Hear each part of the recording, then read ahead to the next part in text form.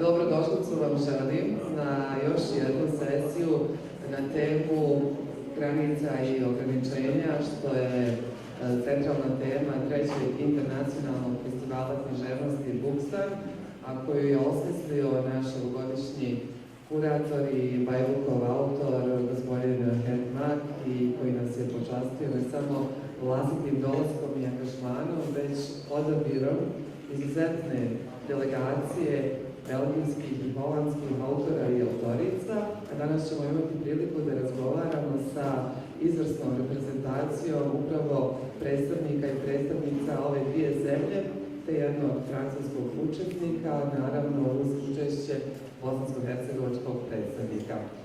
Danas s vama na temu granica i ograničenja govorit će GRIET SASKIA GUIDO SNEL, ÉRIC FAYE, Keulemans kao moderator, te SELVEDIN kao bosansko-hercegovački predstavnik.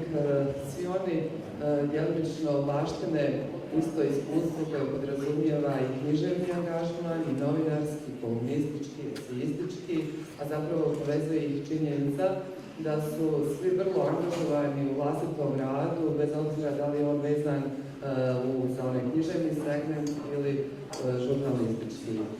Posebno mi je važno da spomenem jednog od učesnika, a to je GUIDO SNEL, zbog toga što je na holandski jezik prevodio neke savremene i one skoro klasike koji su pisali na našim jezicima. Uz Miloša Crnjanskog prevodio je i nedavno preminulu vrhunsku književnicu iz Hrvatske, Dašu Trbić, i mislim da je ovo ujedno i odlična prilika da se sjetimo kako nas je Daša prerano napustila i koliki je to gubitak za regionalnu književnost. Keulemans je već jučer imao prvi nastup i mislim da, sudeći po onome što su rekle moje kolege i kolegice iz festivalske organizacije, da je već nekako osvojio naša srca na isti način na koji je to učinio John Freeman od prve festivalske godine.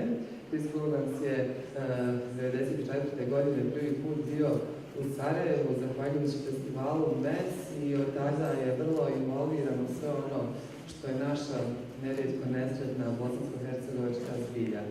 Prije nego što Kristu prepusti konačno riječ, samo ću reći da nakon ove sesije ponovo se na naše zadovoljstvo družimo sa bosansko-hercegovačkim autorom SELVEDINom AVDIĆem, koji je u ovom slučaju predstavnik izdavačke kuće Vrijeme iz Zenice.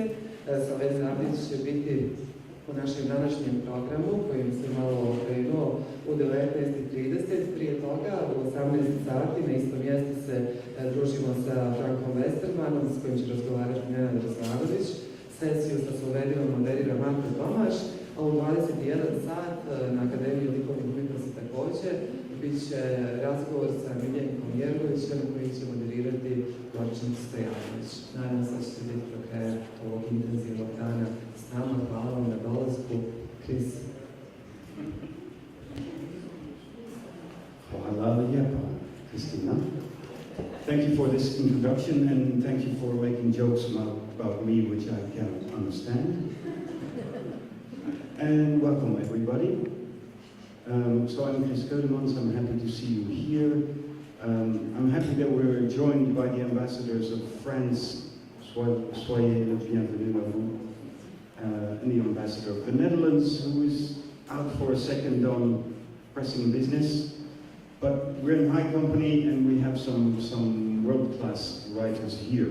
Now, this is an international literature festival, and at this panel especially, people will be talking in international languages, in English, in Dutch, in Flemish, in Serbian, in Croatian.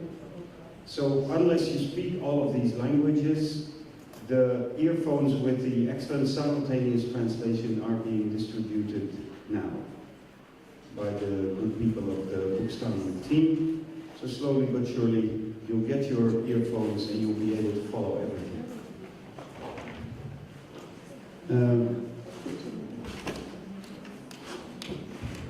Before I start this conversation, I want to know who was here at our conversation yesterday with Geert Mak and Frank Westerman and Dennis Gratz. I owe you people an apology because I swore that I would never be part of an all-male panel again, and I was yesterday. 4 guys, very 20th century format, and this is all to blame on the new mayor of Amsterdam, because originally Femke Halsema, politician and writer, would be part of our panel yesterday. But as you might know, last week, to everybody's happy surprise, she was appointed as the new mayor of Amsterdam, of my city.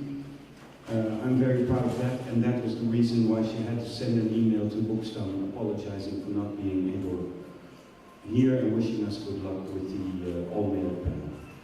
So, today, different situation. We'll have writers in totally different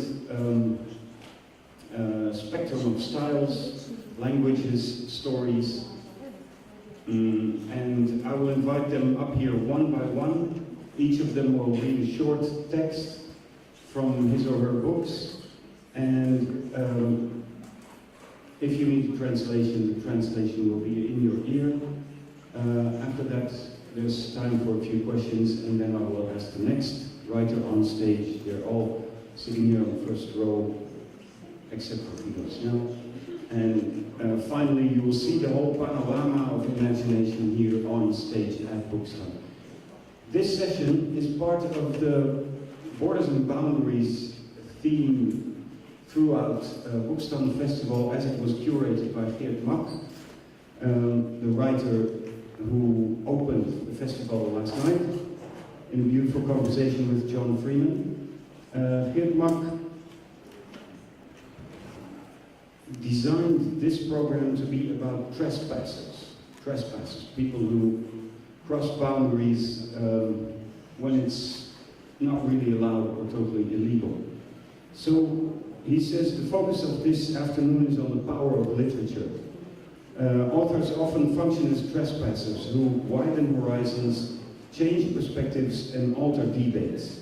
So all of these writers do so in their own style, but all of them are masters of the imagination. And I asked each of these writers to choose one fragment of one of their books, which is about this act of imagination, the act of trespassing, the act of crossing borders, breaking walls, opening taboos, generally turning upside down the dominant order of things. We will listen to them, and then we'll have a conversation. Whenever anybody wants to intervene, ask a question, please do so, because it's our festival. Does everybody have the earphones yet? Not yet completely, no? So just keep distributing them. In the meantime, I'll introduce you to the first writer of this afternoon on this panel. It's Femke Halsema.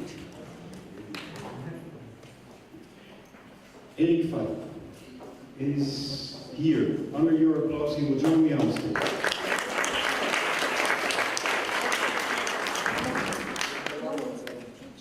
He's a guest from France. He's a traveling journalist. He's seen the whole world. He's a prize winner of more than 20 books, including novels and travel memoirs. Today, we will focus on his quite unique book called Nagasaki. Has anybody read that already?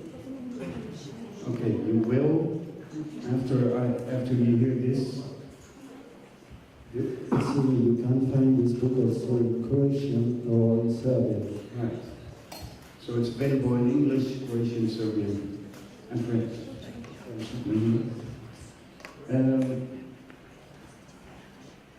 I'm in the middle of reading this book. It is a very unique experience. It's a novel like a shadow. So at first you don't really notice anything strange going on. It's just there, like shadows are. And then when you start noticing it, it starts creeping up on you. There's no way to step away from this shadow. It hooks you. It hooks you to the shadow, just like this novel hooks you once you start reading it. And ÉRIC FAYE will now read from the very beginning of the novel. The very beginning. And you'll read it in English, so I believe almost everybody here will be able to understand that without translation. Go ahead.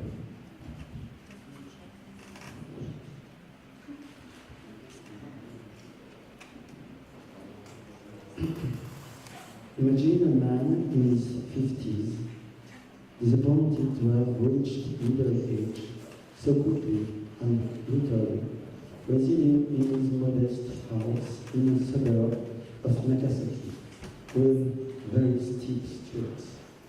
Picture these snakes of soft asphalt slithering up the hillsides until they reach the point where all the luring scum of corrugated iron, tarpaulins, tiles, and God knows what else peters out beside a wall of straggling, crude bamboo.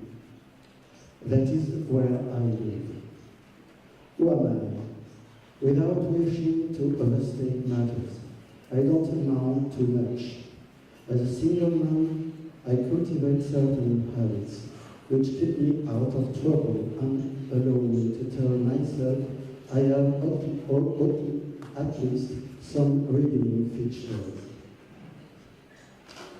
One of these habits is avoiding, as far as possible, going out for a drink with my colleagues after work.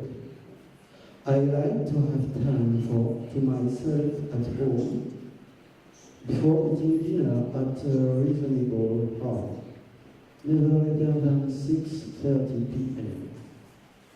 If I were married, I don't suppose I would stick to such a rigid routine and would probably go out with them more often, but I'm not married. I'm 56 by the way. That day I was feeling a little underwear, so I came home earlier than usual. It must have been before 5 when the tram dropped me in my road with a shopping bag over each arm. I rarely get back so early during the week, and as I went inside, I felt almost as if I was trespassing. That's putting it a bit strongly, and yet, until quite recently, I hardly ever locked the door when I went out. Ours is a safe area, and several of my old lady neighbors, Mrs. Ota, Mrs. Ade, and some others, a bit further away, are at home most of the time. On days when I have a lot to carry, it's handy if the door is unlocked. All I have to do is get off the tram, walk a few steps, pull the sliding door across, and I'm inside. I just take off my shoes, put on my slippers, and I'm ready to put the shopping away. Afterwards, I usually sit down and draw breath, but I didn't have that luxury this time. At the sight of the fridge, the previous day's concerns came flooding back to me all at once. When I opened it, however, nothing seemed out of the ordinary. Everything was in the right place, which is to say the place I had left it that morning. The pickled vegetables, cubes of tofu, the eels set aside for dinner. I carefully inspected each glass shelf. Soy sauce and radishes, dried kelp and red bean paste, raw octopus in a Tupperware container. On the bottom shelf, all 4 triangular pouches of seaweed rice were present and correct. The 2 aubergines were there as well. I felt a weight lifting from me, especially since I was convinced the ruler would provide extra assurance. It's a stainless steel one, 40 centimeters long. I stuck a strip of blank paper to the unmarked side and plunged it into a carton of fruit juice with added vitamins A, C, and E that I had opened that morning. I waited a few seconds, just long enough for my throat to suck up the liquid, and then I slowly pulled it out. I hardly dared look. 8 centimeters I read. Only 8 centimeters of juice remained, compared to 15 when I had left for work. Someone had been helping themselves to eat, and yet I live alone. My fears boiled up again. To make absolutely sure, I checked the notebook where I had been recording labels and quantities for several days. Yes, it had definitely been 15 that morning. Once I had even gone as far as taking a photograph of the inside of the fridge, but had never done it since. Either I couldn't be bothered or I felt stupid. That was in the days before I knew for sure any remaining doubts had now vanished. I had new evidence that something really was going on, the third such sign in the last fortnight. And bear in mind, I'm a very rational person, not someone who would believe a ghost was poking in to quench his thirst and polish off the leftovers. Thank you very much, Eric.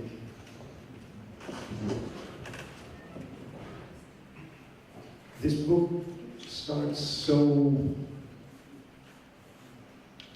totally ordinary. This is a very average man with an average job who goes to his work every day and lives alone. He comes home according to his daily ritual. Nothing seems out of the ordinary, and then he finds proof that somebody has been in his refrigerator. But it's, you know, I wanted to make readers believe that something fantastic, not rational, is happening. Maybe a ghost or something else. In fact, it's a very realistic book. It's the contrary what I'm doing. Usually I wrote many short stories or novels with a fantastic climate, but this one is a realistic one. But it's realistic until the very, very smallest details. But there's mystery. Can you help us a little bit about what follows? After a few weeks, the single man who is living in this house in Nagasaki installs a webcam in his kitchen, and he can oversee what's going on when he's at work, and he notices sometimes that someone is living in his flat, in his home. So, and it's a woman in his 50s. So the woman is around 50, 55 years old, like the man. So it could have been his wife. And the police is coming and arrests the woman, and the woman tells policemen that she was living in this house She had been living here for 1 year. And that was a real story, a real fact in Japan. You found it in a Japanese newspaper? Yes, 10 years ago, exactly, yes. And I was very shocked by this piece of news. Shocked by the fact that someone can live 1 year alone in a house without being noticed, only at the end. We're talking about trespassing today. Is the woman trespassing, or is she actually at home like the man is at home? Yes, she's trespassing. Yes. This book was translated into Spanish, and the Spanish title was La Intrusa. The trespasser, the woman trespassing. The intruder. Yeah, the intruder. And yes, she's a trespasser. That's what I would like to do as a writer, you know, but I cannot. I cannot go. It's illegal to peep at what people are doing when they are alone. But as a writer, you can. In their flat. As a writer, you can. As a writer, I can, yes, because writing has something to do with spying. For me, when I was a child, I was very fond of stories of Cold War or spying story. Maybe I wanted to become later a spy, but yes. What you're doing now is even better. It's a too dangerous job. I'd rather writing books. Now I'm a journalist. You're a journalist, you're a writer, and borders, boundaries, spies, trespassers return regularly in your books, I believe. Yes, you are right. I think there is common ground between spying and literature, and between journalism and literature. A journalist wants to spy, wants to know what officials don't say, don't want to say. And a writer wants to know what people don't say, don't want to say. So a writer is trying to trespass, to slip into the mind of people. My last question for now. Without without telling us the secret of the book, but what is it in this book that you write that people don't want to see? In this book?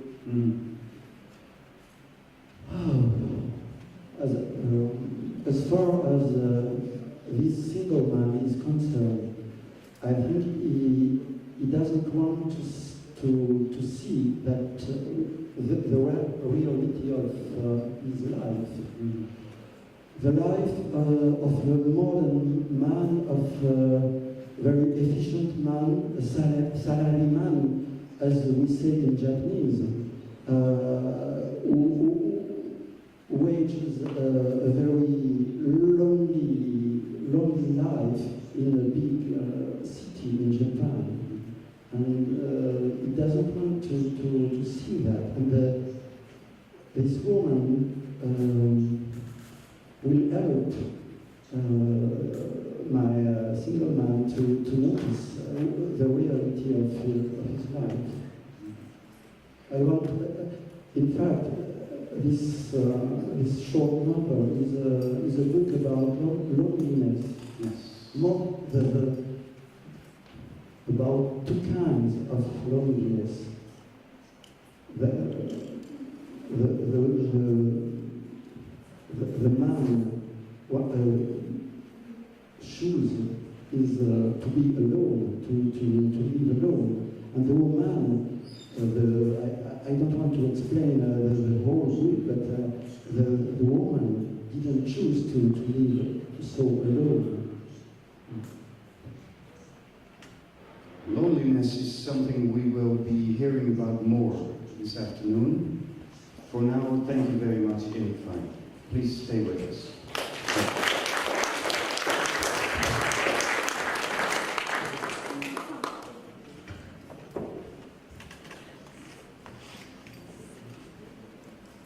GRIET of the BEECK is the author of novels and stories. When you read them, they can lift your spirit and they can break your heart, often in one and the same sentence. It's really a different sensation to read these books. Get over here and kiss me, kom hier dat ik u kus, is now or will now be translated into Bosnian here by Bible. I don't think it's on the table yet. Tomorrow? Okay.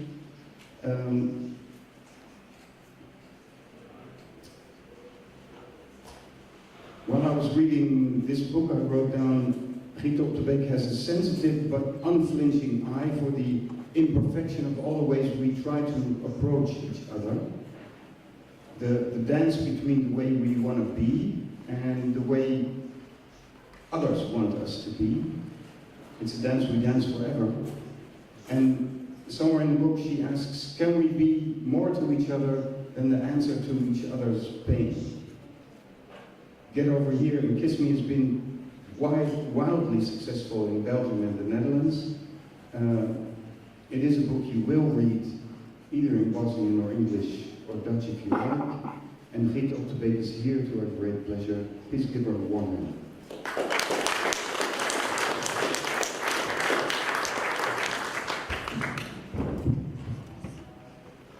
Yesterday you arrived in Sarajevo for the first time. In the meantime, you took 30,000 steps on these shoes in the cities already. I hate these camping steps things because my watch sometimes tells me, even if I don't want to know. Yeah. Oh, yeah. Sorry. I hate these camping step things. I think it's a terrible thing. It's very restrictive, but my watch sometimes tells me without me wanting to know. So, yeah. You're going to read us a short chapter from the beginning of the book. And there is, because you're going to read it in Dutch, so there is a simultaneous translation in English or Bosnian if you like. Yeah, I'm so sorry, I can't read the Bosnian one, and the English one is still being translated as we speak. It's going to be finished in a month or so it's just too early to be able to read that one. Ze maakt mij wakker en zegt heel zachtjes dat ik met haar mee moet komen. Even weet ik niet goed waar ik ben. Oh, I have to say something first. The girl is 10 years old. That's not unimportant to know before very young. And she is her stepmom that lives with her because her mom died and her father got remarried. Ze maakt mij wakker en zegt heel zachtjes dat ik met haar mee moet komen. Even weet ik niet goed waar ik ben, dan ga ik rechtop zitten. Mijn haar steekt alle kanten op, dat kan ik voelen. Is er iets meldt Sophie? Maar die schudt van nee en zegt dan nee, kom, jij mocht bij mij slapen. Ik kijk naar haar. Kom. Ik stap uit bed, de vloer is koud. Alexander slaapt gewoon door alles heen en ik volg Marie. In hun slaapkamer brandt het nachtlampje. Op haar nachtkastje staat een wekker, een asbak met peuk, haar pakje sigaretten en een oranje aansteker, haar 3 ringen waarvan 2 met een diamant en een strip met pillen waar er al een paar uit zijn. Waar is papa? Weg. Zo weg. Ik spits mijn oren. Is er dan geluid beneden? Wil hij straks niet weten hier liggen? Ik begrijp er niks van. Marie kruipt in het bed. Ze installeert zich op haar zij met haar gezicht naar mij toe. Ik sta met mijn blote voeten op het wolken tapijt aan papa's kant te twijfelen. Ik kijk naar het hoofdkussen. Dat is niet gewoon wit. Er zit iets geligs, bruins in het midden. Kom maar, zegt Marie en ze houdt de deken hoog. Ik wil hier echt niet slapen. In deze kamer die merkwaardig ruikt. Ik wil terug naar mijn eigen bed. Ik durf niks te zeggen. Blijf daar zomaar staan. Doe dan, het wordt koud zo. Ik kruip onder de zware deken, ga liggen zoals ik altijd lig, op mijn zij en met mijn hoofd naar het raam, net zoals Marie dat ligt eigenlijk. Het kussen ruikt naar het haar van papa. Vraag me af waar hij zou zijn. Ik hoor niks in het huis, is hij vertrokken. Maar waar naartoe dan zo laat s'nachts?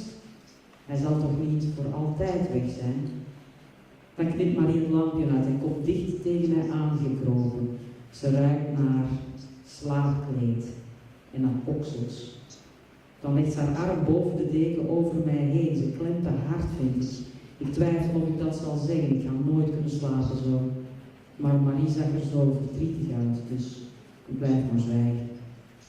Jij moet bij mama blijven, fluistert Marie. Gezellig dicht bij mama. Ik voel even haar neus in mijn haar. Ik wil dit niet. Ze ademt zwaar en haar arm voelt zwaar. Jij laat mij niet alleen, hè? Jij nooit, hè? Uw mamaatje. Het klinkt half als een vraag, maar ik doe mijn ogen dicht alsof ik al aan het slapen ben. Ik antwoord niet. Ik probeer te vergeten waar ik ben. Ik probeer nergens aan te denken. Thank you. I see that people are trying to follow through the earphones. Not all of them work. Not all of you have earphones yet. So I'm just checking. Do still people need earphones? Yeah, in the back and in the front too. So if we can have 6 or 7 more earphones, that would help. You didn't have an earphone, ÉRIC, so you couldn't understand this part. In your book, there is a woman present in the house. In your book, Griet, there's a woman absent, the mother of the girl who died. And now her stepmother asks her to step into her bed with her. The girl hesitates. The mother insists. Why did you choose this part for our talk about trespassers? I think it's very hard to choose one fragment to talk about trespassing. It's such a general, interesting theme, but it's very hard to choose one fragment. But I think that more than trespassing, maybe when you try to write, it's a matter of trying to open doors. And I think I'm a very strong believer in the possibility of the social engineering of men. And I think everything starts by closely looking at yourself and patterns that determine who you have become. I think if all Americans would have done that, Trump would never ever have been elected. You could say it's a small thing, but I don't think it's a small thing. I think it's the beginning of everything. And in this case, it's this kind of atmosphere where this girl is trying to be, people always say that there's something as unconditional love that parents have for their children. Well, I think there's only one kind of unconditional love, and that's the one from children to their parents. And that can be very dangerous if parents are not able to deal with it in the right way, and very damaging in so many ways. And you can feel in this chapter, I think, that this woman is so out of it and not knowing how to try and shape her life, and she abuses, you could say, the child to fill her own void. And the child feels it, but still feels obliged to do so, which is one of the things that determine who she will become. And I think all those kinds of things are things we tend to look away from, because this is a nice house with nice cars in front of it, and on the outside everything appears totally okay, but it's very much not okay. And this child is just left on her own. And she has not developed an unconditional love yet for her new stepmother. No, but she has learned to be the good girl. Yeah. And she always tries to be the good girl, because that's the only way that she thinks she might get some love after all, which is so... As a survival strategy. Absolutely, yeah.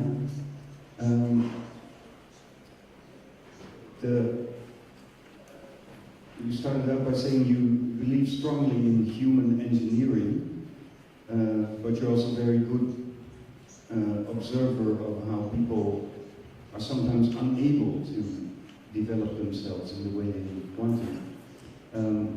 Can you tell us a little bit about how the girl, what is the impact on the girl in her later life, which we follow in the book, of a moment like this awkward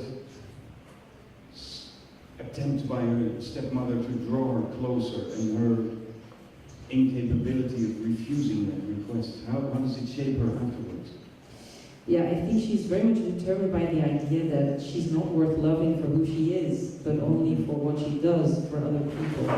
And trying to break that cycle is the big challenge of her adult life, because she keeps repeating that with the people she works with and the people she loves and the boyfriends she has for the rest of her life, until she finally realizes at the moment that her father gets very sick and things are put to the test. What she should do, and how making some space for yourself is an absolute necessity to be able to interact with other people in an interesting and rewarding way for both parties. Making space for yourself means making a space where other people cannot enter without permission.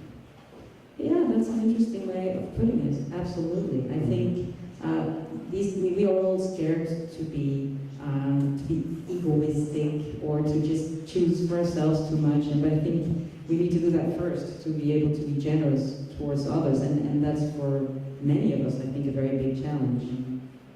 And I'm also asking this because of the trespassing.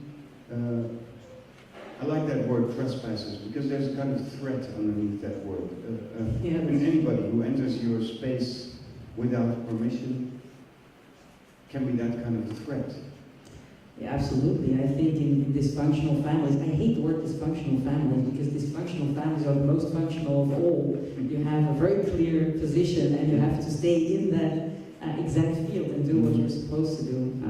But in dysfunctional families, I think it happens all the time that people don't respect each other's limits. And when there are children involved, it gets even more awful to witness that. And I think when you read a book like that, or hopefully if I'm doing it right, it's an invitation to go and look for where your own pain or whatever it may be is. I think that if done right, a book can be the most intimate conversation that there is, because you as a reader can determine your own boundaries, can choose what you want to recognize and what you can't.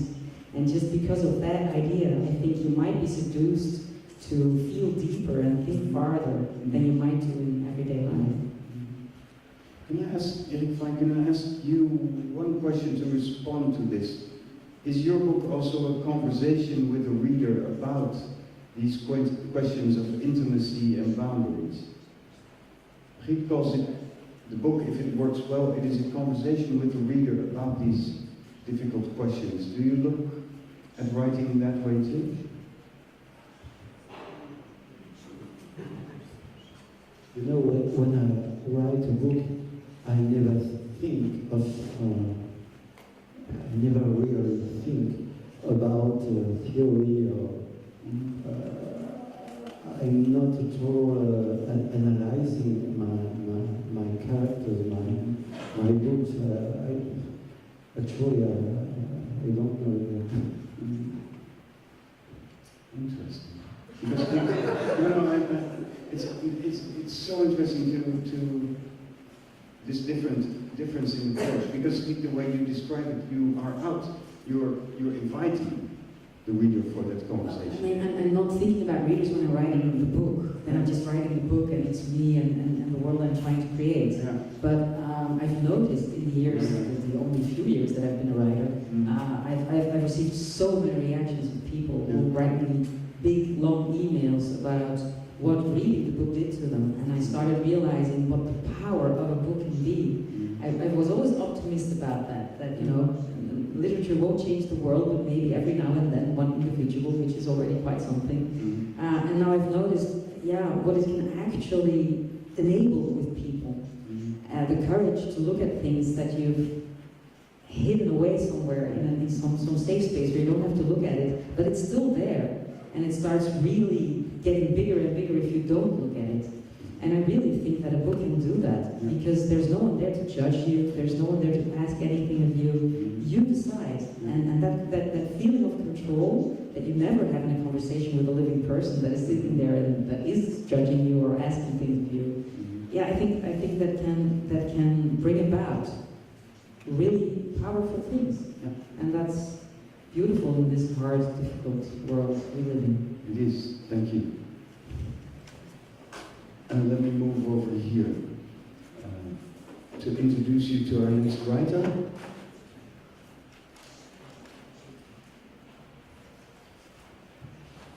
Our next writer didn't travel too far to get here. He's from Zenica.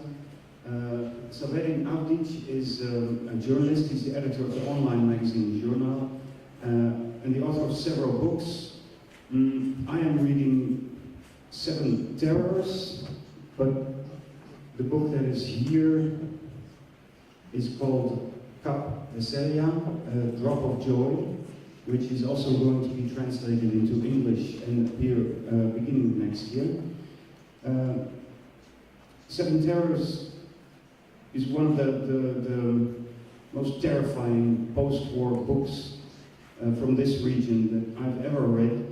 In this book, it's impossible to say what is real and what is imagination, because it's written in a place where the trust in truth was torn apart forever. One of the sentences in the beginning of the book says, at that time, during the war, everything was disappearing. People, habits, things, customs, a whole pile of words. In that wrecked reality, this debut novel by SELVEDIN AVDIĆ takes place. SELVEDIN AVDIČ is here. Please give him a warm welcome.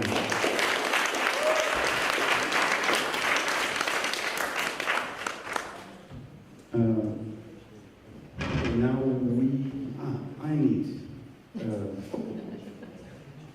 translation. Can I use yours for a second? Or would I? Oh, okay. Is this the English one? Thank you, lady. Okay. Because SELVEDIN, you read from A Drop of Joy in Bosnian. Da. Go ahead. Izabrao sam da čitam iz kapi veselja, zato što se tu nalazi odlomak za koji se smatrao da bi bilo korisno da se ovdje čita. Jer obzirom da ovdje traje takozvana imigrantska kriza, mada ja ne vidim nikakvu krizu, uglavnom ništa veću krizu od one u kojoj neprestano živimo. Dakle, ne radi se tu uopšte o migrantima, nikakvim ljudima koji se pomjeraju, radi se o ljudima koji bježe od ratnih strahota. Zbog toga sam izabrao ovaj album. Dakle, radi se o osobi koja se nalazi upravo pred jednom migranskom komisijom, koja treba da odredi da li je on podoban da uđe u njihovu zemlju. Stavio sam pred komisijama koji su uz pomoć 10-ak pitanja procjenjivale imam li pravo na život. Jesam li lijen, agresivan, možda suicidalan, nedovoljno očajan. Trpio sam prezrive poglede kojima su me odmjeravali, a znoj mi je punio cipele. Na jednom testu poželio sam da im kažem da mi jesmo opasni, hvala na pitanju. Naučili su vas da Butler može biti ubica, tihi komšija špijun, a stidljiva baby siterka psihopatska nimfomanka. Neće vas začuditi to što očajan čovjek može biti opasan. Mi jesmo došli po vaše udobne automobile, po mobilne telefone i bijeli namještaj, po suncobrane bazene, pletene stolice i po vaše fotografije sa širokim osmijecima. Mislite da nećemo cijeniti vaš način života, vaš sistem vrijednosti. Ne varate se. Uvjeravam vas da ih ne cijenimo, jer znamo kako je lako kad se život raspe pred očima da se više nikada ne sastavi. Ne cijenimo ni lijepo ponašanje. Ništa, molim lijepo, poštovanje, ljubim ruke, drago mi je, preklinjem vas, bla bla, čiribu, čiriba, ništa nam te riječi ne znače. Znamo da nemaju nikakvu vrijednost, snagu, magiju. Ne mogu zaustaviti neizbježno, ne mogu promijeniti nečiju odluku. Brinete za vaše slatke supruge, za muževe sa četvrtastim vilicama. Imate razloga za brigu. S izrazitim apetitom bismo ih jebali, a jebali bi oni nas, jer i među nama ima lijepoga svijeta, najmanje 2 primjerka lično poznajemo. Možda niste uočili, ali vi i mi jako sličimo. Imamo 25.000 milijardi krvnih zrnaca, 501 mišić, 208 kostiju, 75 miliona nervnih stanica u očima, 15 milijardi neurona u mozgu, 2 kilograma bakterija, tačno toliko identično. Kako vi, tako i mi. Znamo se smijati, naravno i zaplakati. Često i bez jasnog razloga, ama baš kao što se i vama dešava, pa vas ljudi zbunjeno gledaju, a nekima od vas zbog toga bude neprijatno, a ima i onih kojima je sasvim svejedno i jedinice. Ne sumnjajte, sve vaše nama se dopada. Voljeli bismo iskusiti vaše depresije, otuđenja, seksualnu ovisnost, čak i vaše bolove. Bez ikakva ustezanja do neba bismo jaukali zbog teniskog lakta. Svašta bismo radili. Naježim se od ugode kad pomislim. Ispružili bismo se u kućicama vaših ljubivaca, umivali se vodom iz akvarija, zalijevali cvijeće u vašim vrtovima, gledali kako se ono raduje i pljeskali rukama. Ali znate šta, neću lagati. Mi to želimo odmah, bez ikakvih uslova, bez pola muke, jer pola života već smo preživjeli, nemamo vremena. Uvjeravam vas da ste sasvim u pravu što se plašite. Opasni smo, jer sve to jako želimo, da bismo sve mogli odbaciti kad nam dosadi, baš kao i vi. Snažno sve želimo, samo da bismo mudrovali kako su u životu najvažnije jednostavne stvari koje novac ne može kupiti. Ništa nisam rekao, ništa dobro. Zagledao sam se u broš na bluzi jedne članice komisije. Jednostavan, bijeli krug s 2 vodoravnim linijama koje su mijenjale boje kad god se gospođa pomjeri, ili su boje pratile njeno raspoloženje. Ne znam. Bio je to lijep broš. Takav isti želim.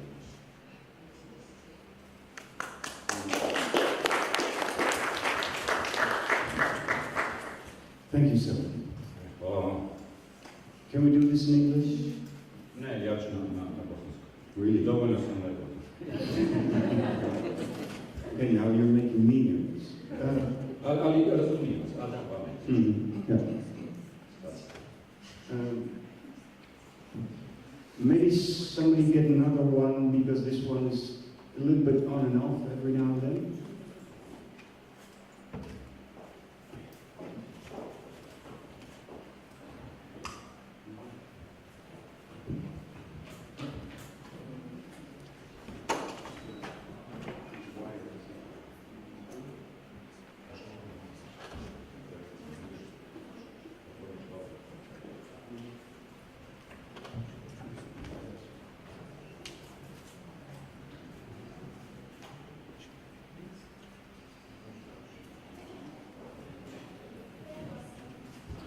So, you're describing here the arrival of somebody who is in front of a committee who will decide if he can enter the country or not. And you describe it from his perspective. Okay. All right. The translator. I can hear the translator, but she cannot hear me.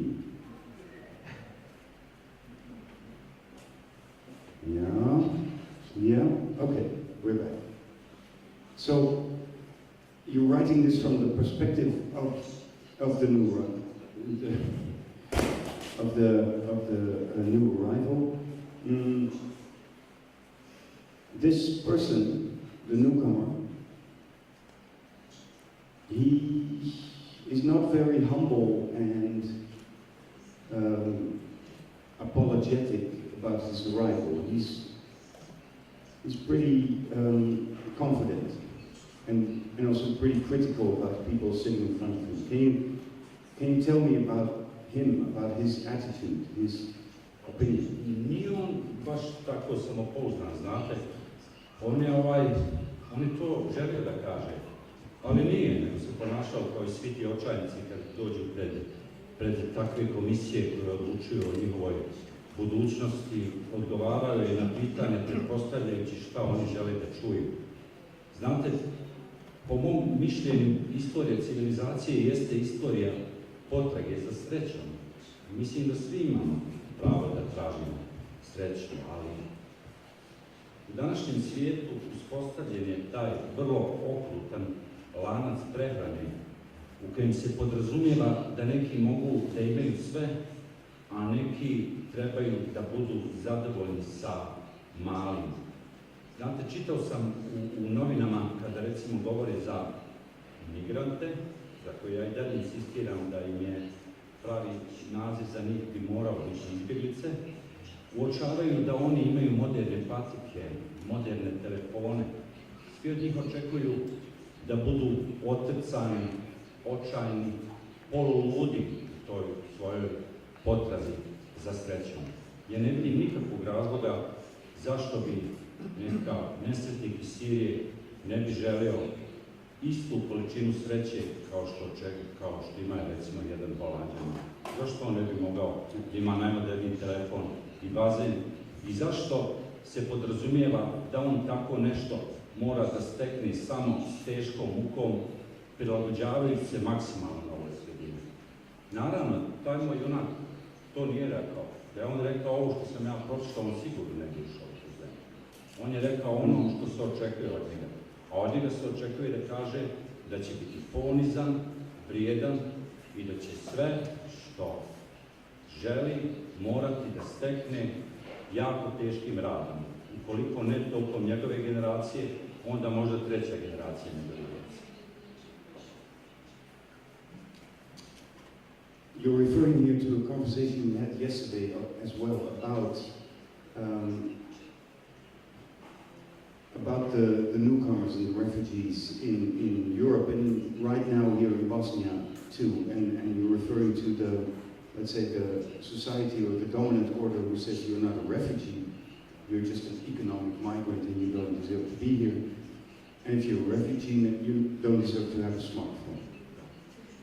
But to bring it back to today's topic about the trespasser, you write about what's going on in the mind of this refugee so clearly that I think, do you feel as a writer that you are speaking to a commission who will approve if you have the right to exist or not? Znate šta kao i gospodinu, naravno ja kad pišem, ja uopšte svoje pisanje zamišljam kao apsolutni prostor slobode. U životu sam naravno koji s tim mi priličen sam da pravim razne kompromise, ali u onom momentu kada pišem, zaista se trudim da je to moj možda jedini prostor slobode u kojem pokušavam da zadovoljim samoga sebe.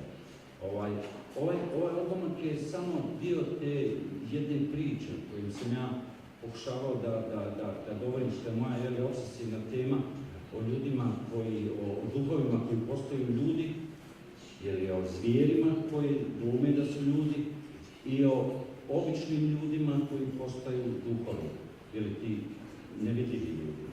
Iz tog razloga ova priča o ovom gospodinu koji se nalazi pred tom komisijom tokom svoje potrage za sreću.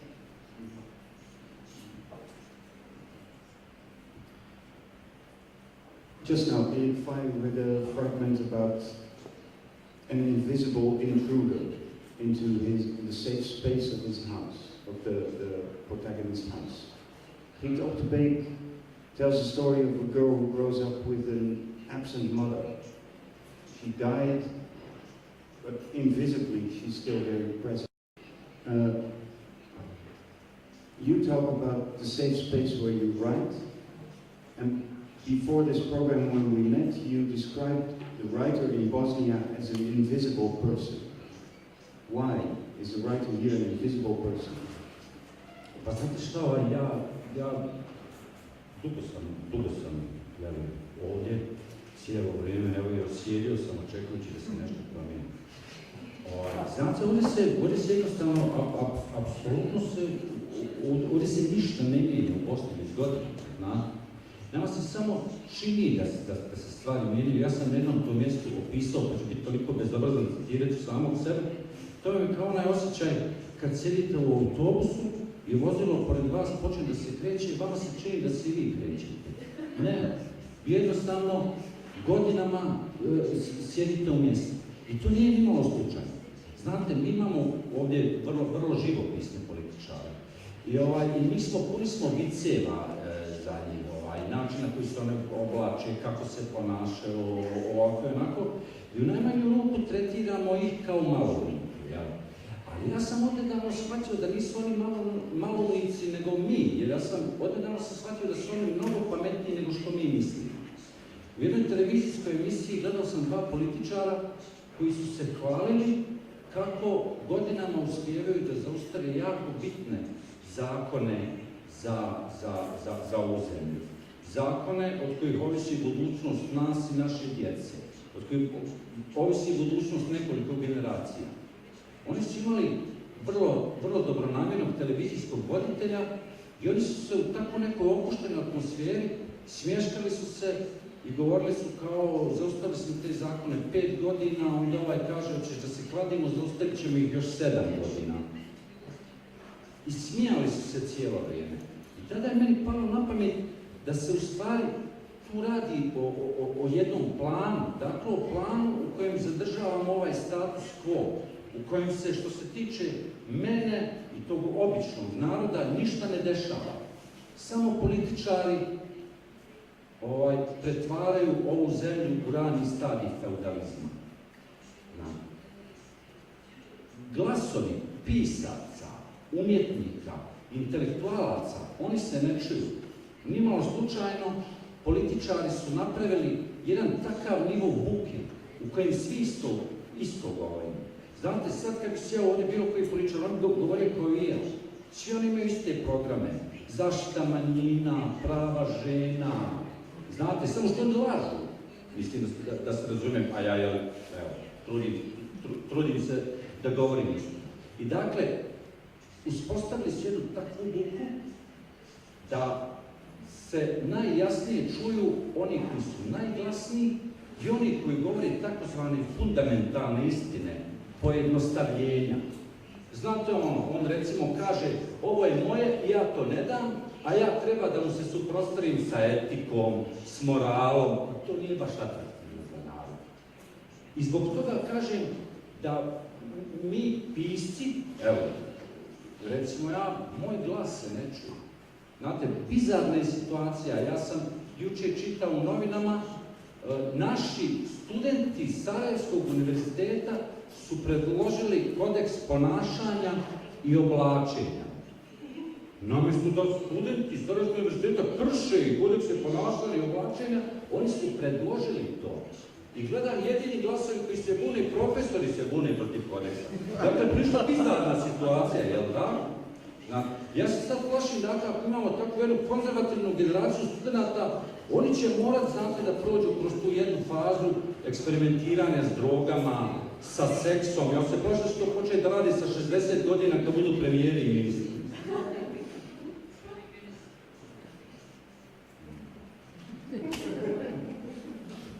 Nekako sam odgovorio.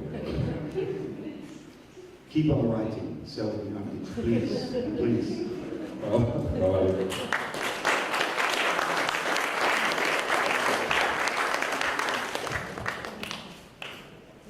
I mean, it's no wonder that it's one good thing about this crazy society that at least it produces brilliant writers like you. SELVEDIN, could you move over here? Then I'll invite our next guest, Saskia de Costa, from Belgium. She's one of the most original, stylish voices in our literature. I always think if you would move to Belgium or to the Netherlands and read her books, you would see that we have somebody at the same level as, let's say, Zadie Smith to the English language.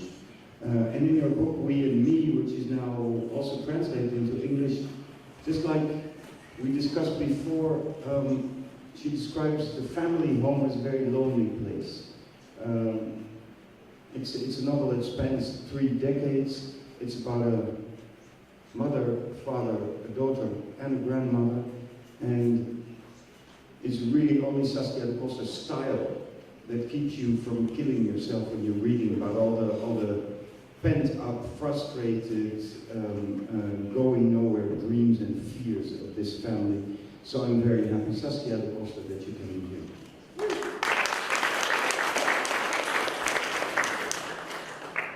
And you will read part from this book. Yes. In English, yeah? Yeah, I'm going to be reading in English, and I wanted to back so right that I didn't bring the book itself. So it's silly that I'm going to read from a phone. It looks kind of stupid, but there is no other way. Thank you for the kind introduction, but I was definitely not my aim for people to kill themselves reading the book, on the contrary. Because to me it's a hopeful book, but we can talk about that.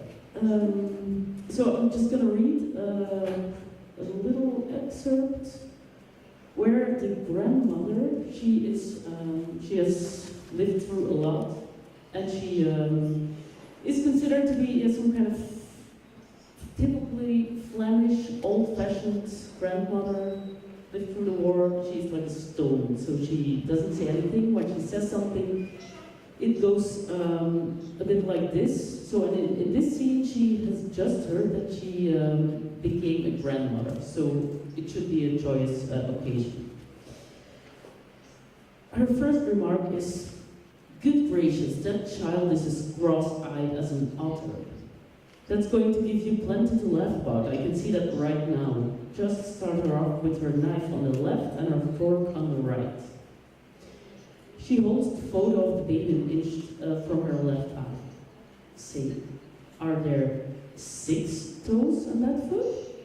No? Or am I mistaken? Oh dear, what a knob of a big toe that child has been blessed with. And that forehead, don't even get me started. I don't dare look at it for fear it'll swell even more. Make sure her clothes are cut wide at the neck, and don't feed her carrots.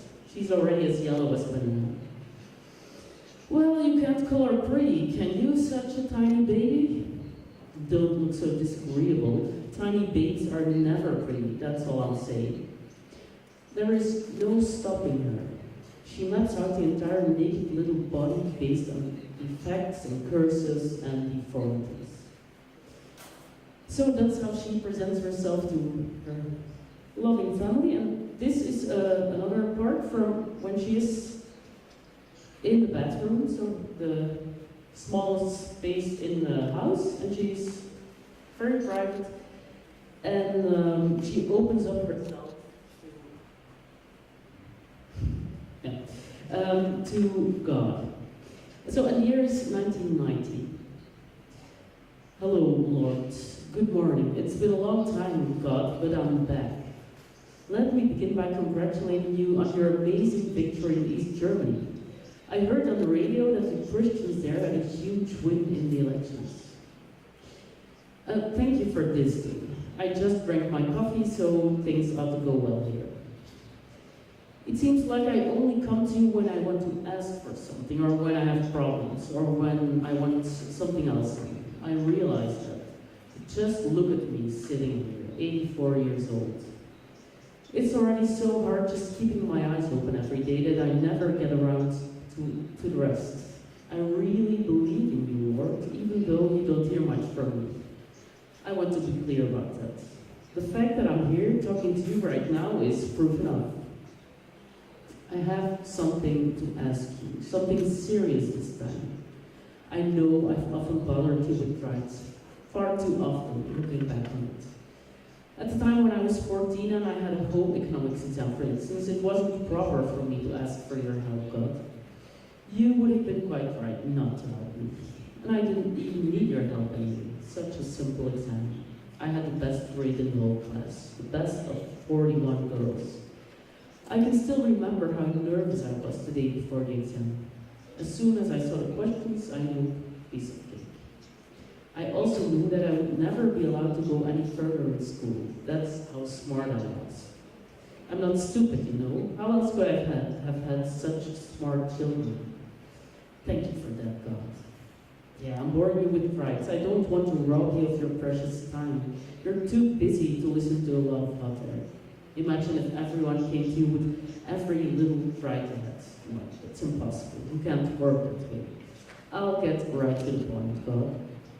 Melanie van der Sanne-Blotier believes that God can explain everything and that he needs her faith in the palm of his big, superhuman hand, just like a meatball.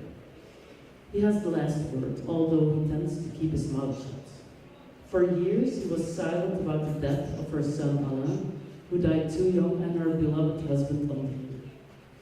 Melanie is no hypocrite. She's more a desperate believer, with great pain locked up behind the leaden door of her heart.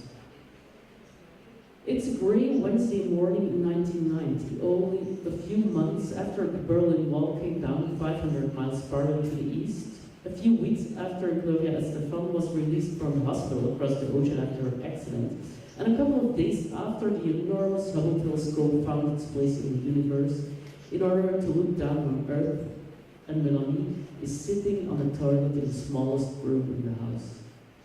Melanie is a Flemish woman who always flies the line standard on holidays, a woman who makes deals with godlike mafioso with the judge of the Supreme Court, a sturdy woman who trenches through the wilderness in her head and sees in it a damp, black and white Congolese rainforest.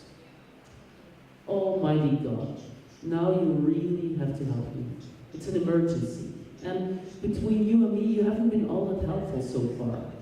If you help me this time, I'll forget all of it. I mean it. Now I want to ask you, merciful God, leave my grandchild Sarah alone and take me.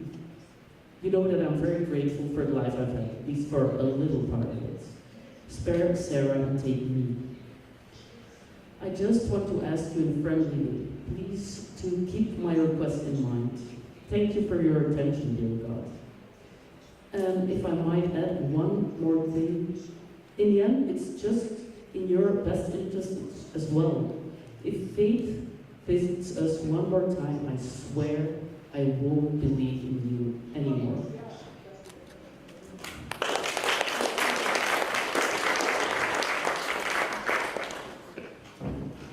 Thank you, Saskia. I mean, this prayer of the grandmother in the bathroom, on the toilet, talking to God, as you said, making deals with him like a mafioso with a judge in the Supreme Court. Why did you choose that fragment for this topic about the trespassers? Because it seems, I think it seems like a very homely, banal situation. It's a family novel, 3 generations. So there's nothing spectacular or adventurous, or no bombs exploding, no horrible, perverse things happening. But I think that's, of course, the place where most things happen, the unheimlich things. Not only in our homes, but also in our own mind, of course. And I'm always intrigued by our power as writers to give voice to what is not said, what not heard. So you could say this grandmother is awfully harsh and doesn't have any feelings left, but maybe she has hit him too far in the side of her. That's the side I want to show too, how desperate she is. And she, as all of us, tries to explain things and explain life, and she has as her system for it a strong belief in God, or she needs it. There's only one way for her to explain the world, to explain what happens.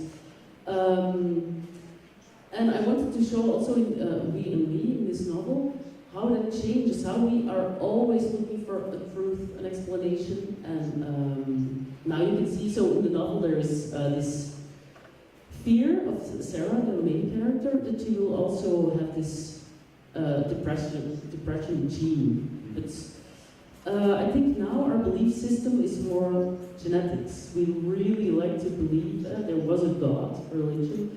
Now I'm talking about Flanders, actually, the situation there. So most of the people are wouldn't, yeah, they are Catholic, but they don't practice, I think 5% of the people maybe goes to church every once in a while.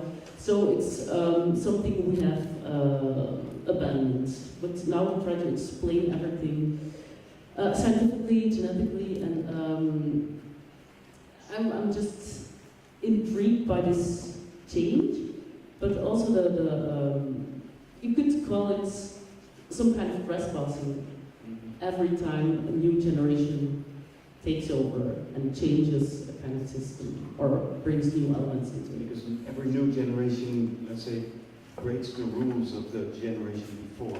Yes, or exactly. the belief system of the generation before. Yeah, and at the same time, we do it, but especially me, I'm now talking about myself personally as a child. My mom would certainly agree that I did that. She grew kind of desperate with me, wanting to be the artist, so that meant that I wanted to be against things or rebel against what she wanted me to be. And I thought, oh my God, I'm so different from these people. They are family, but I don't even, know who they are, or I'm totally different. And I just, I'm gonna grow up, I'm gonna be an adult, be my individual self, just a me. But then a couple of years ago, I was just talking and I heard myself speaking, and all of a sudden I thought, oh my God, it's as if the ghost of my mother has descended and speaking through my mouth. Because it was something she would say exactly the same. So there's also a we component always to everything we do. And so I find those two elements very interesting. One more thing, we and me could be a motto about everybody who grows up in a family tries to become an individual in the way that you also described it earlier. And at the same time, you're forever part of that family.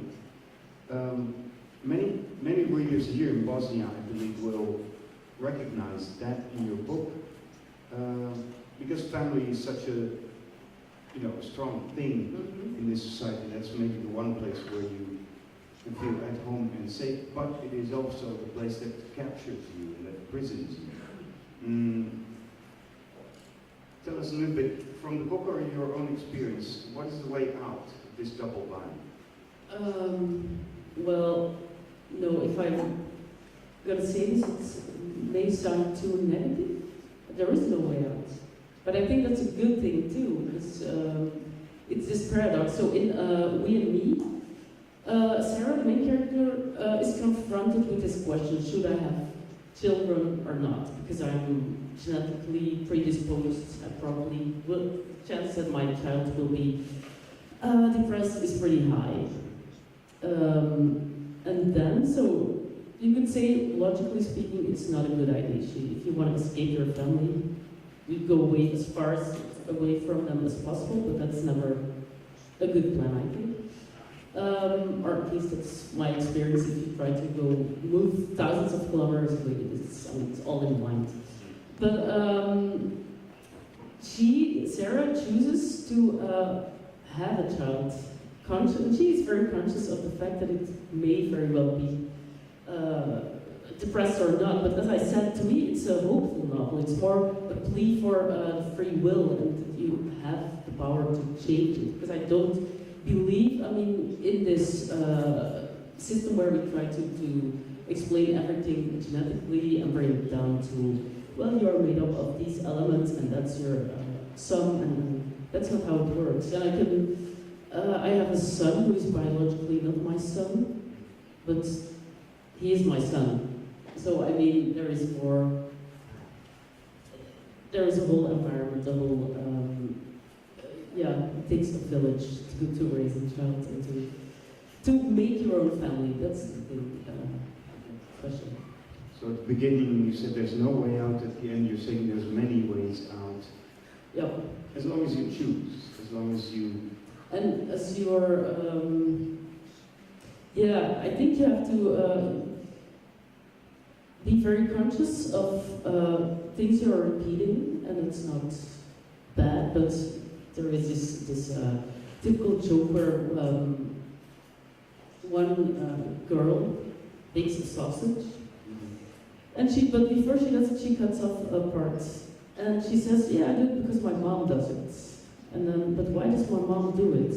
She asks her mom, she says, because her grandmother did that. She goes to her grandmother, well, why do you always cut off a part of the sausage before baking it? And she goes, like, yeah, because just my frying pan was too small, I couldn't. You know, and if that's the tradition you want to pursue, just some senseless thing you repeat because the argument is history because it has been done that way, that's not valid. Because if you can justify it for yourself, then I think tradition can be beautiful and family relations can be perfect. Thank you. Thank you, Saskia. You're very welcome.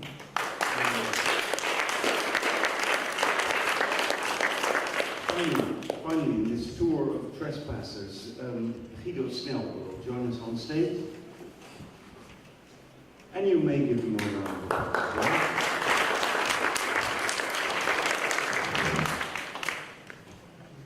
Is this thing still working? Yes. Yeah? Okay, good.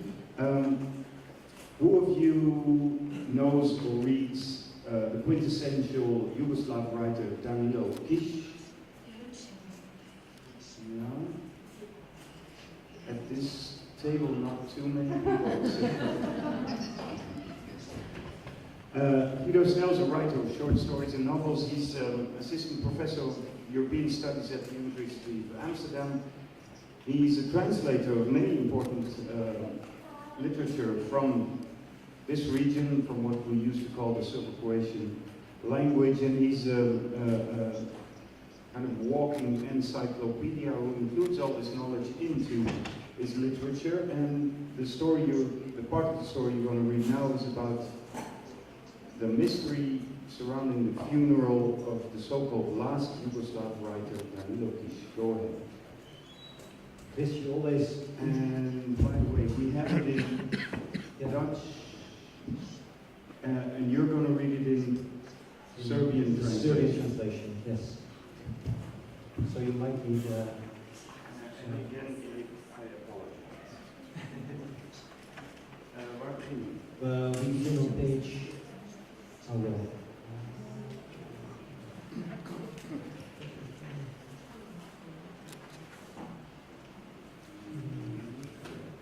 Here. So 121 much. Yeah. Go ahead. Yeah. So before I start reading, I should explain that the story is the fictional reconstruction of the visit that Danilo Kiš may or may have not paid to the city of Amsterdam in the year 1985. I know that he was in Amsterdam in the 70s, visiting friends, but I wanted to catch him specifically at this stage of his life, when he was already ill, but he wasn't aware of it. He hadn't been diagnosed yet. And he was eventually to die in 1989, 2 weeks before the Berlin Wall came down. And there's some irony in that. So obvious. Kasnije u hotelskoj sobi pravi još zabeležaka. Bude li ikad ipak bio dovoljno lud da se odvaži na pisanje romana, onda će to biti roman o čežnji za jugom. A jug, to je naravno Sredozemno more. Freud je u Dalmaciji posjetio Split, Dubrovnik i Kotor i tamo su ga prevarili. A mnogo kasnije sanjao je Offenbarer Hungertau o tome, sam o neispunjivoj čežnji. U posljednje vreme mnogo čita Freuda. Već godinama beležim svoje snove, govorne oblačice u svoju podsvijest. A onda kasnije čita te zabeleške i tumači sopstvene snove, kao nekada mrdio od mlađe na plafonu svoje mansarde u Beogradu. Taj veliki roman o čežnji za jugom napokon ne bi trebalo da obrađuje pitanje porekla, već pitanje seksualne gladi, kao što to Francuzi već vekovima čine. Pojedinac, oči u oči sa zvezdama. U tom romanu svakako ću pisati i o ornanima koje kod perasta sahranjuju s nogama k moru, visoko na liticama, spremni da budu otisnuti. Da, to je dobro, to treba da pribeležimo. Gdje ćemo temu kopati? Ujak Hristo. U Crnoj Gori, među mornarima. Suviše je on severnjak, kontinentalac za to. U Panoniji, već 1, 2, 3 života pokušava da se otrgne od podunavskih zemalja. Na parijskom groblju Eglas Lachaise, među francuskim piscima, ne pada na pamet. Kada mu je ujak Hristo svojom velikom teškom šakom, kojom je shodno legendi nekad sekao Turke, prošao kroz mladalačke crne kovrđe i postavio mu to pitanje više zvezdama kosmosu nego samom dečaku, odmahujući pritom glavom zbog bizarne i neverovatne mešavine krvi koja je proticala venama njegovog sestrića, on sestrić osjećao jedino stid zbog onog što je bio, zbog onog što nije bio. A sada još uvijek nema odgovor na to pitanje. Bilo je to pre godinu dana u New Yorku. Susan Sontag pohvalno se izrazila o njegovom delu. I onda su ga kao trofej vođali od jedne literarne žurke do druge. Na kraju je mrtav umoran umakao svojim dužnostima. A pošto je bio suviše nervozan za plandovanje, posjetio je muzej umjetnosti Metropolitan. Izložba je nosila naziv Posledna prebivališta, Houses for the Hereafter. Naslov iza kojeg je mogla da se krije neka navodno izgubljena Borgesova zbirka pripovedaka. Video je tamo na desetine nadgrobnih spomenika iz Južne Amerike. Jedan nije bio veći od pesnice, a on je imao 7 prolaza. Najmanje toliko bi njemu bilo potrebno zbog svega onog što je bio, od stvarnog do izmišljenog sebe, i svega onog između, kako bi svoje mađarsko, svoje srpsko i svoje jevresko ja, kako bi ciganče i kosmopolitskog pisca predao na ovu stranu. Should I read further? No? Ja. Sahrana Danila Kiša u jesen 89. godine, koji je u sopstvenoj zemlji, samo šta je to bila sopstvena zemlja u njegovom slučaju, bio slavna ličnost, po rečima njegovog literarnog prijatelja Mirka Kovača, obavljena je u prisustvu ličnosti koji su mu bili iskreni prijatelji, sledbenici, čitaoci, obožavaoci, ali i mase oportunista, najrazličitije kova, sveže preobraćeni pravoslavci, šovinisti, umetnički šljam i čitavo stado iz Miloševićeve političke štale. Reč je u određenom trenutku preuzeo pravoslavni sveštenik po imenu Amfilohije, koji se na zaprepašćenju prijatelja, čitalaca i obožavalaca nije ograničio na uobičajene liturgijske klišeje, već je obznanio da se Kiš vratio u okrilje Majke Crkve. Ubrzo potom taj isti sveštenik tvrdio je u Večernjim novostima da je bio Kišev ispovednik u posljednjim mjesecima teške bolesti koje mu je crpila zdravlje. Bolesnik je nepotrebno mučio svoju dušu, tvrdoglavo se držeći verovanja u prolaznost svega ljudskog. Srećom je zagriženi materijalista Kiš na vreme spoznao istinu, a crkva ga je, razume se, milosrdno privila na svoju grudi. Tako je, dakle, sahrana posljednjeg jugoslovenskog pisca izrasla u skandal. Thank you, Guido, for your excellent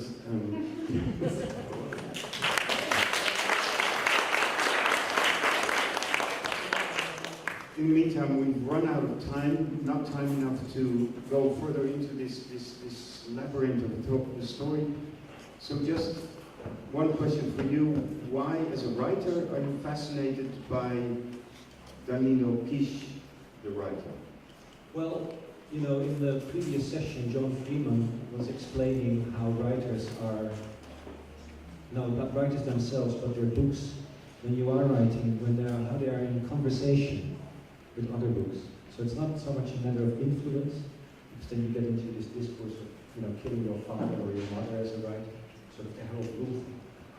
But it's, you really, what you write always resonates with the language that surrounds you. And, you know, as a writer, and of course, obviously as a translator, I lead a double life in 2 languages.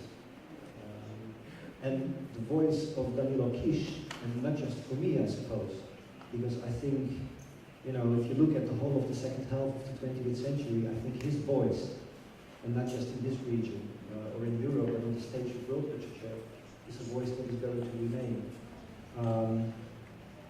So to me it was very obvious to again listen to him, to how he had been writing. For instance, about the end of the country that was once called Yugoslavia. And he is a trespasser.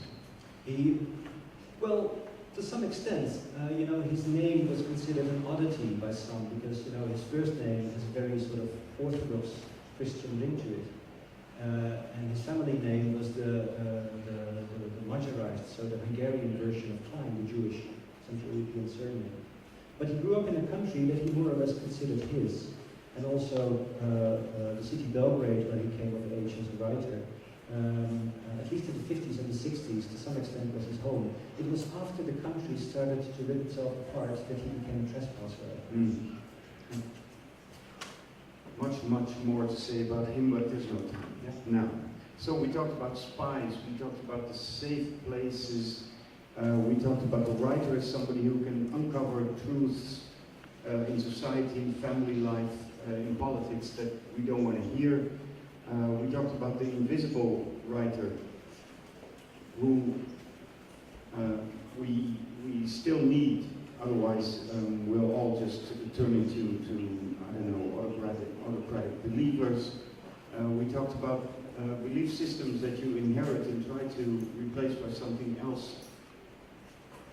But it's all a matter of free choice. And finally, we talked about the writer, following the writer, crossing boundaries, trespassing boundaries.